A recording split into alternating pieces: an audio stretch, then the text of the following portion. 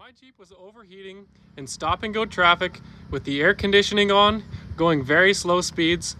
I had to pull over to the side of the road and inspect what was wrong. This is what I found.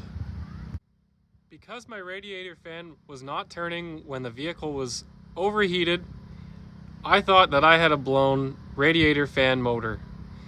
It was still fine at highway speeds without overheating, so I drove it to the dealer and they did the diagnostic.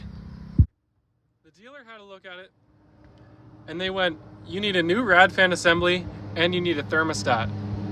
And I asked them, "Did you check the fuses? Did you check the relay?" And they said, "Yes." We couldn't even get the fan on its own to come on. Right away I went shopping online and I found the parts for sale directly from Mopar and I ordered them. They came the next week. This is really easy to do yourself in the driveway with just a couple of sockets.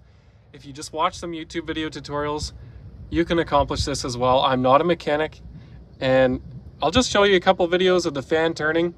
I did get it going. To get the Jeep up to temperature, I let it idle for a while with the hood down. I drove it pretty much around the block and I came back, parked it, I put the AC on, came out and looked down and the fan was going. This is the new thermostat that I haven't installed yet. The rad fan assembly seems to be working properly right now, so I'm gonna wait to put that in. Down there is the old rad fan assembly and up here is the new one. So taking the old one out was pretty easy. Really just watching a few tutorials.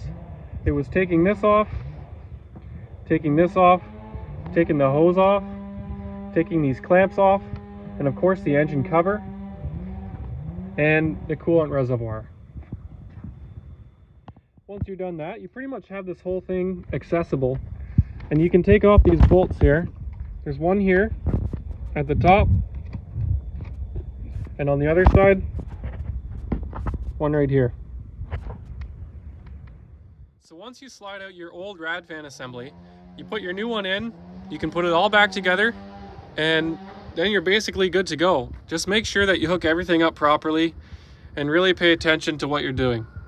This is what I used for tools. I used just a couple of things.